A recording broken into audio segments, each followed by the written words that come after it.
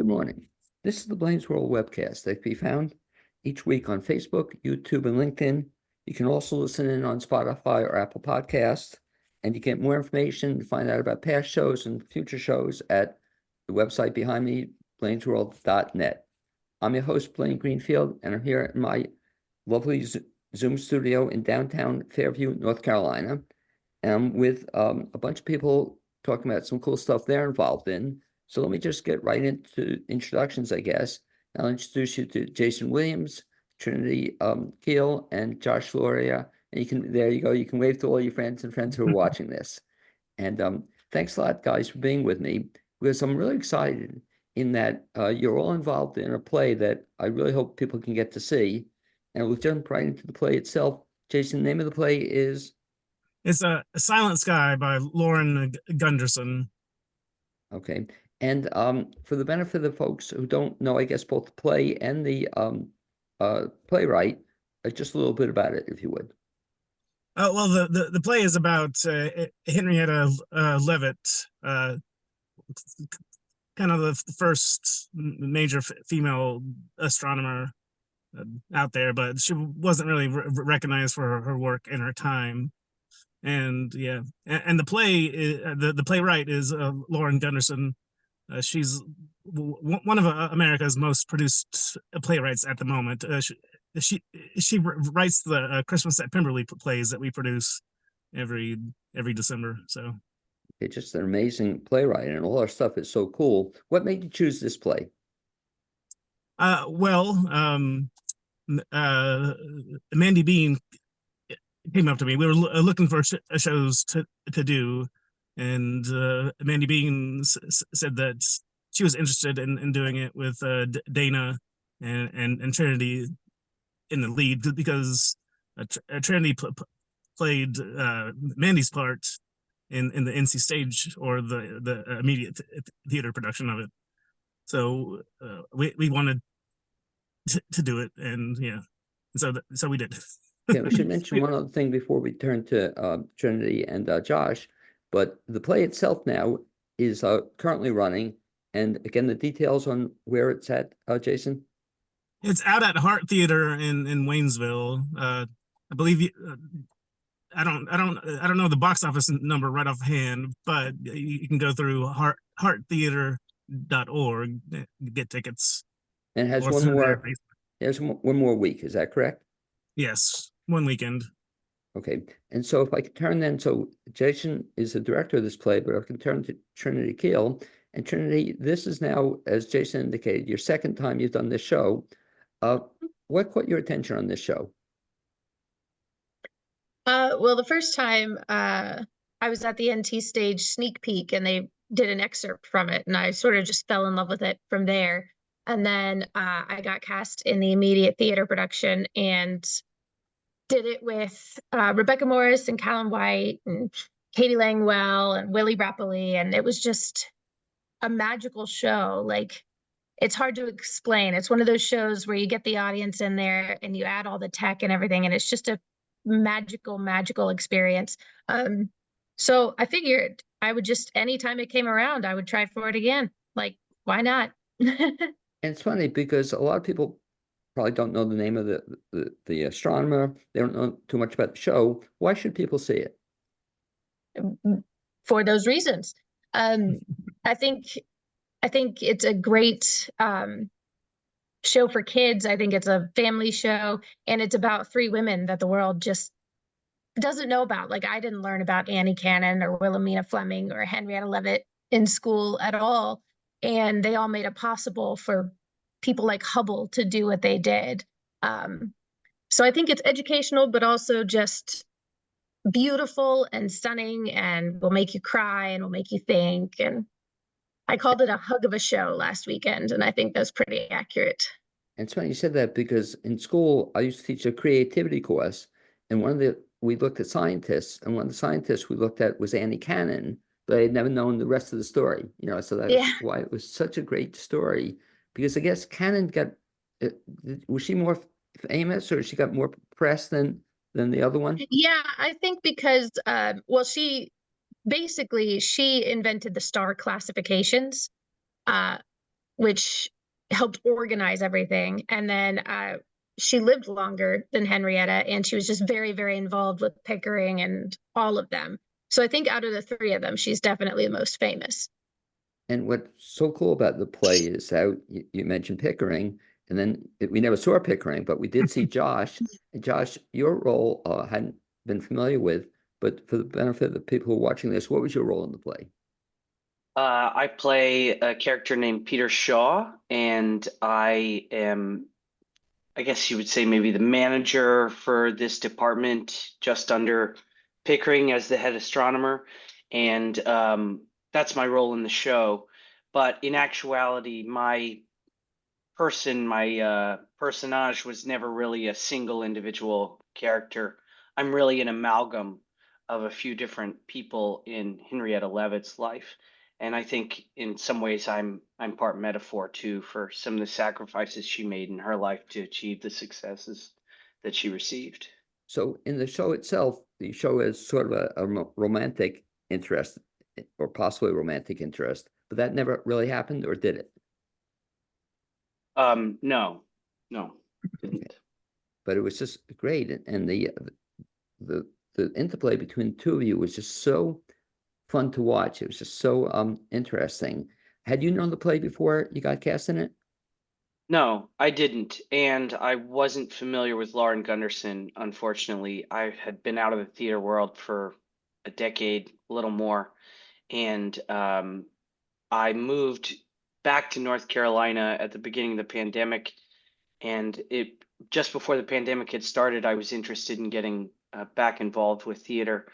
And well, we all know the story of early 2020. But eventually I was able to start getting involved in theater again. And I had heard about HART. I had been to a production there of Salesman, Death of a Salesman.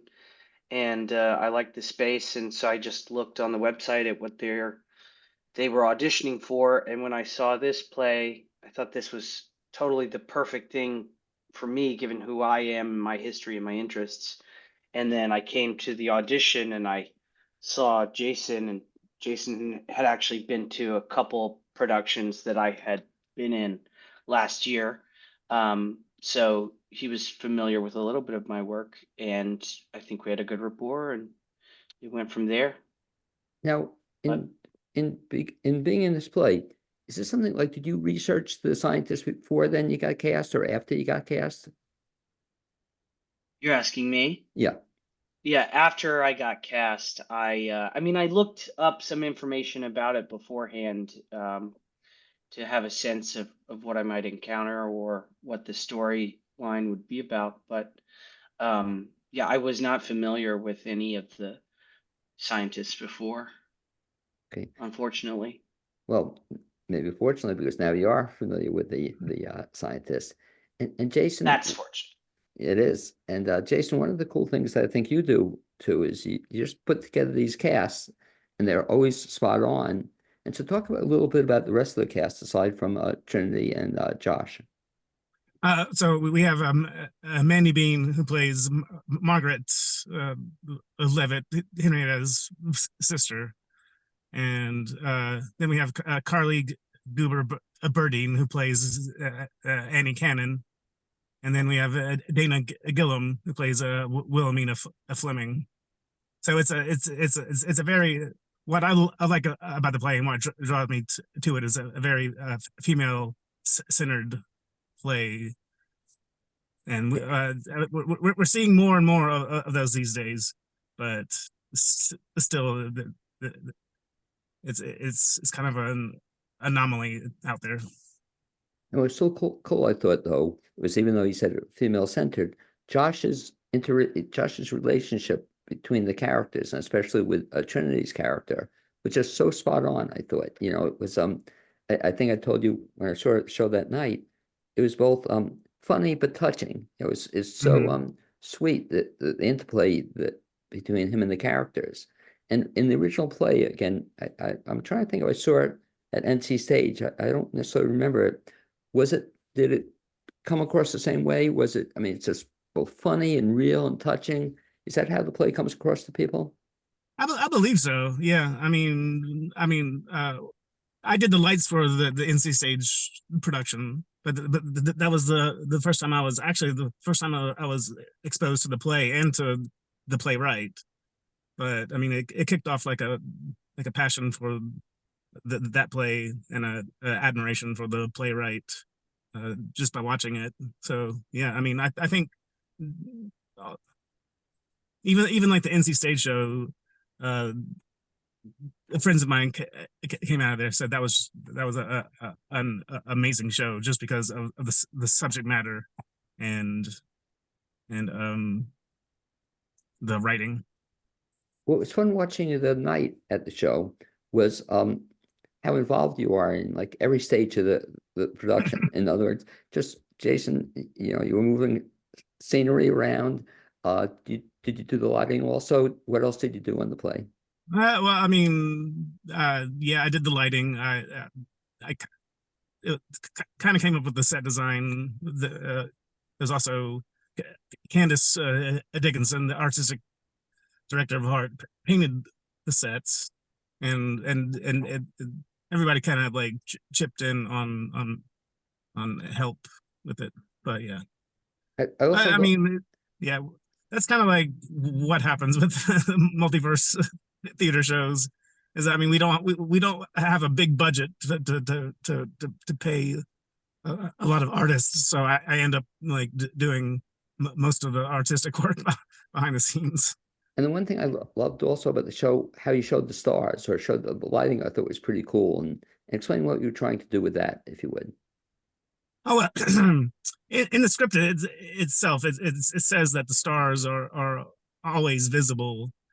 So I was trying to come up with ways to recreate that. So I bought little like pendant lamps that like hang down, and then they're LEDs, so I could just like spray paint them like red or yellow or blue to kind of like represents stars. And they were flashing, right? Or sometimes they were flashing.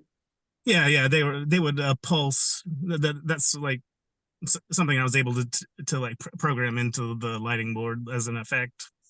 Okay, very cool. And Josh, in terms of being in this play, and people should understand this, which they don't necessarily do. How long were you in rehearsal for this? I think our first read through was January 26th. I think we had aimed to do a read through before then, but it didn't work out for various reasons. And Trinity made the point the other day, or people in the room were discussing the fact that we had a number of sicknesses that ran through the cast, as seems to be what happens these days. And so we weren't, I think Trinity made the point that we weren't all really in the room together for the first, was it 3 weeks? Yeah. So just together 3 weeks. And then how long was the rehearsal process? And how much rehearsal did you do? I mean, you mean me personally? Yeah, or the whole group. Did you rehearse every night or for 3 weeks straight? I think we were about 4 nights a week once we got Yeah. going. So we had the first read through on the 26th, and I'm having trouble recalling, but I don't seem to recall us seeing each other again for another 4 or 5 days.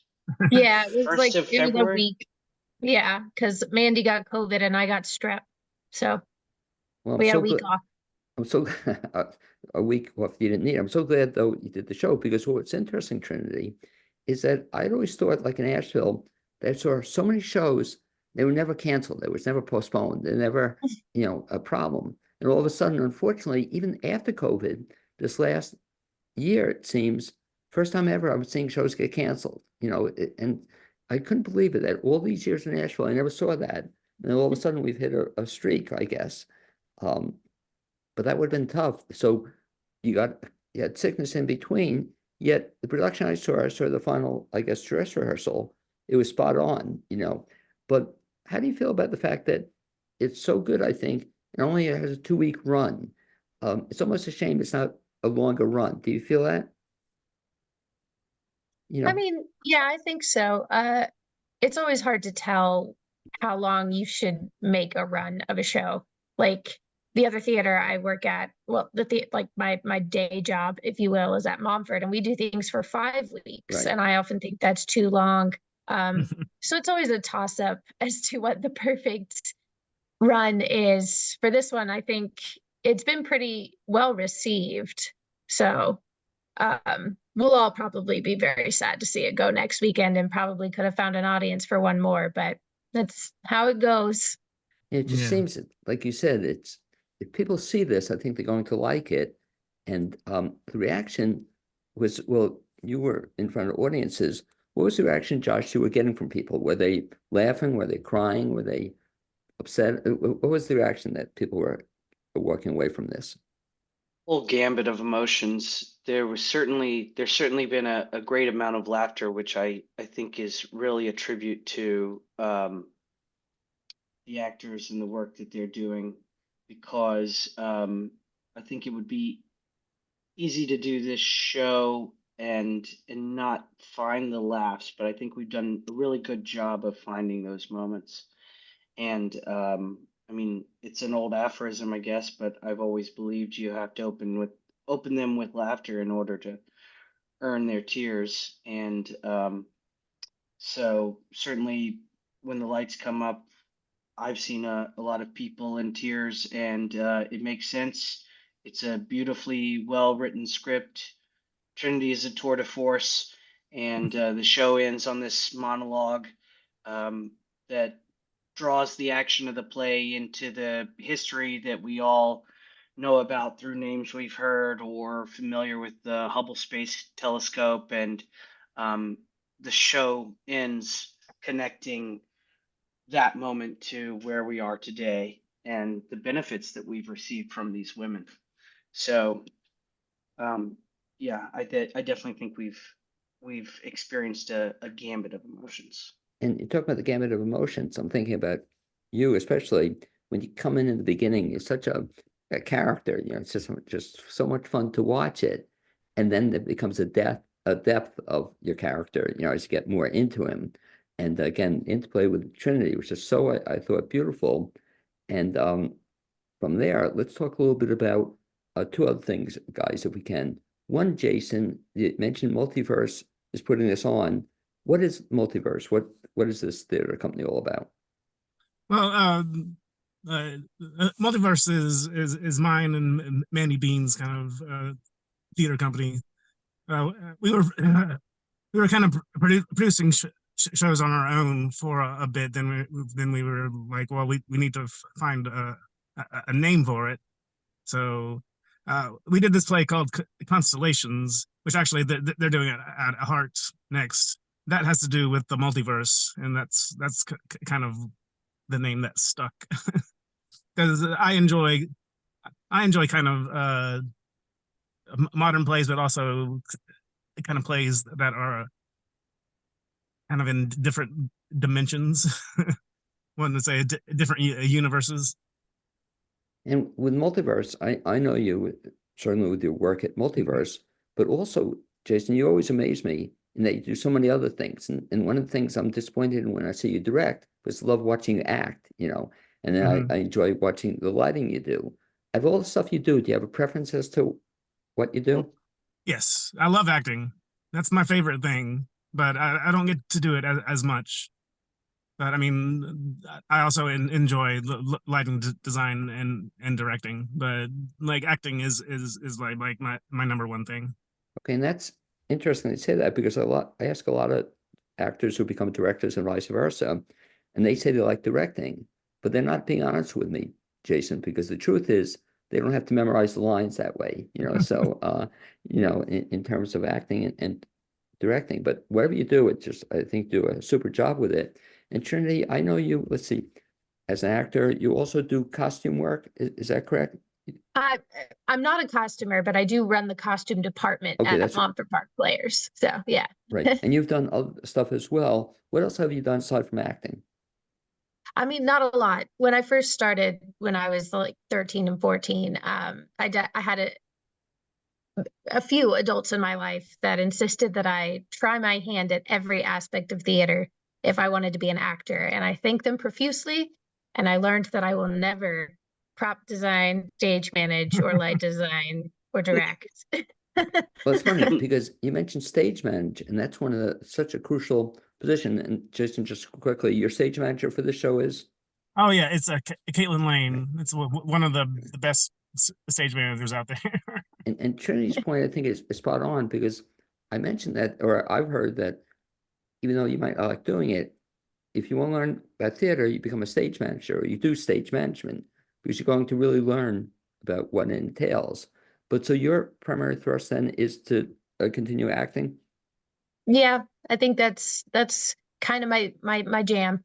Okay, and what about acting with your husband? Do you enjoy that? Oh, I adore it. I wish I could do it more. But there haven't been many opportunities, and we rarely theater, which is the theater company we had. I mean, we haven't found a way to produce anything since COVID. So maybe one day. Okay, and we mentioned husband, of course, is Scott, very talented actor, just Mhm. does amazing stuff.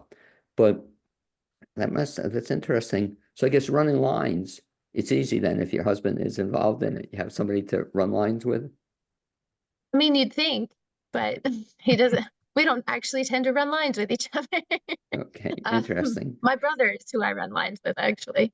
Okay, interesting. And Josh, I'll ask you the same thing too. I just know you as an actor and a couple of things I've seen you in. In terms of theater, do you do other stuff, or is it primarily just the acting now? Yes, I've when I was in my conservatory training, some friends of mine and I, we founded a theater company together in New York, and we ran that for about 5 years. Um, Hurricane Sandy put the company under.